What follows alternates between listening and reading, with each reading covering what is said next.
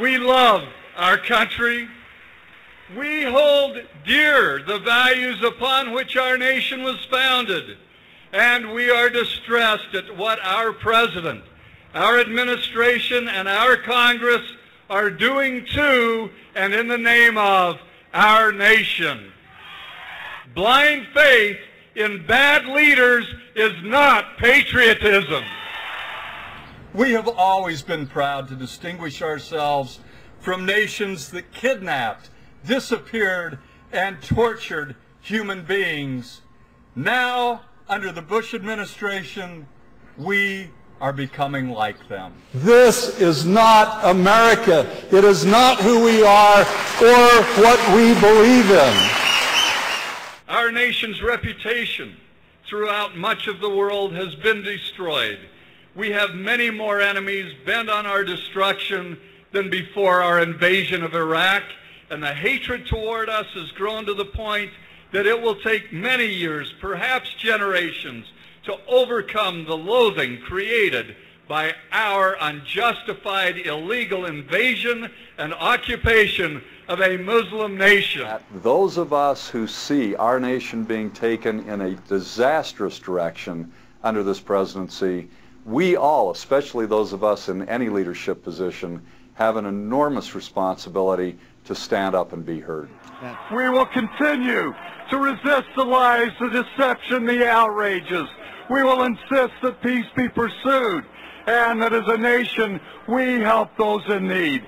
Let us join together to break the cycle of hatred, of intolerance, of violence. Let us build a better nation and a better world together.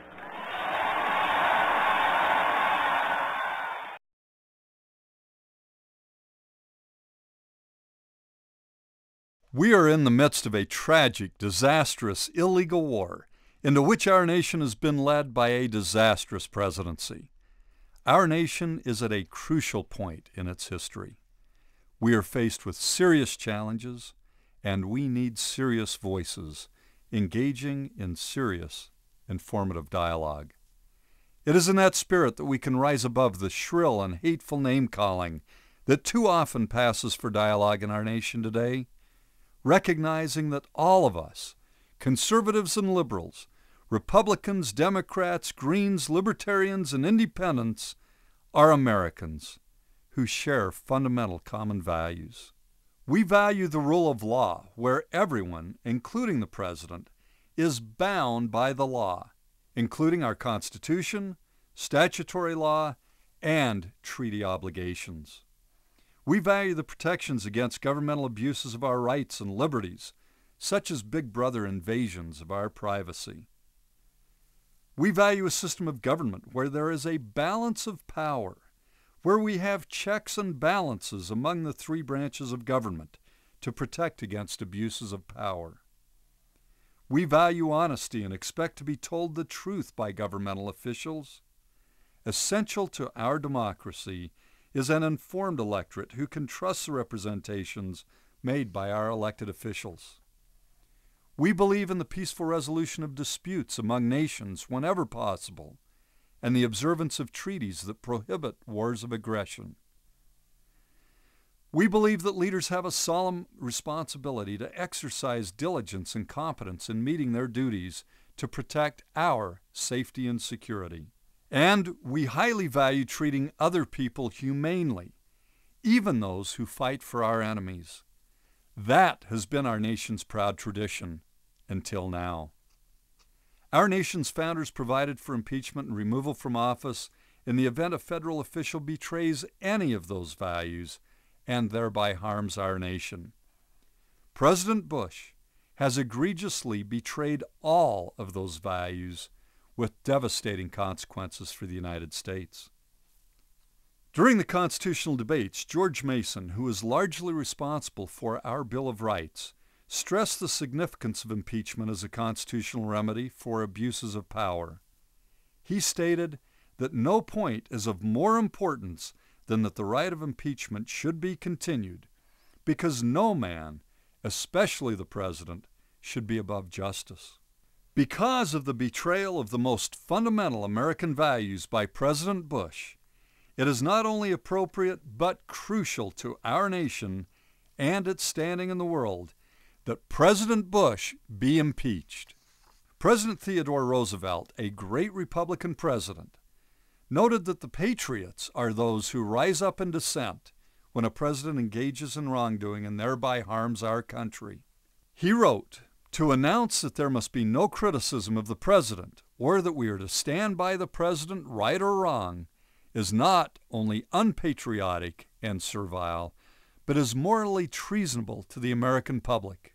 It is in the spirit of President Roosevelt's call for us to oppose a president who harms our country through his wrongdoing that I ask you to join in calling for President Bush's impeachment, exactly as the founders of our nation anticipated. The invasion and occupation of Iraq has been tragic, unnecessary, unprovoked, and illegal. We attacked a nation that posed no threat to our security. Now, as an occupier of Iraq, the United States is pursuing a self-destructive, widely despised course of action. All of this has made everything far worse for everyone.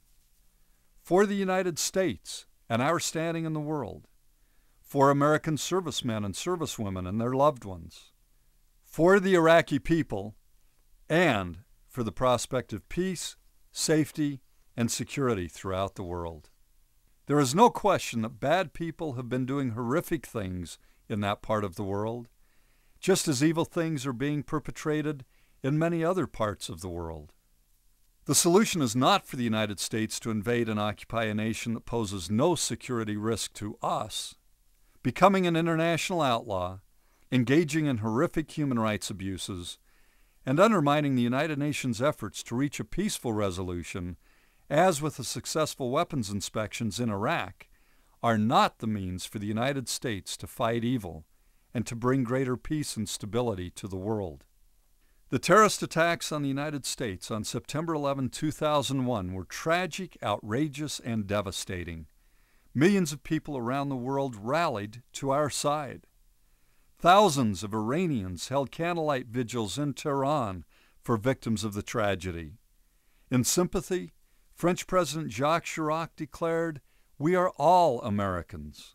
While President Bush and other officials promised to find Osama bin Laden and destroy the al-Qaeda terrorist network, they derailed that effort and forfeited the support and respect of much of the international community by pulling resources out of Afghanistan and pursuing their earlier secret goal of invading Iraq, a country that had nothing to do with the 9/11 attacks on the United States.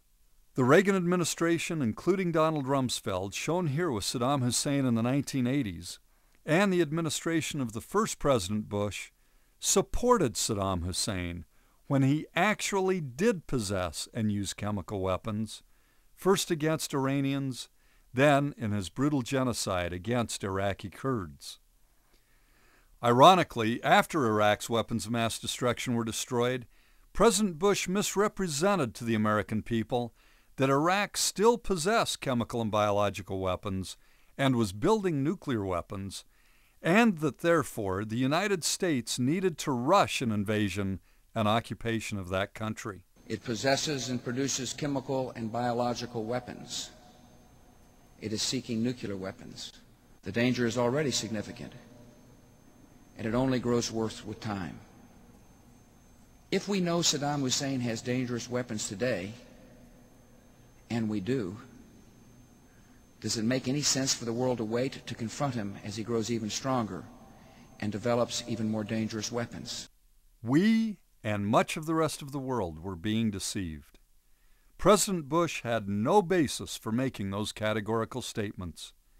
He failed to tell us about crucial information that was diametrically the opposite of what he was telling us.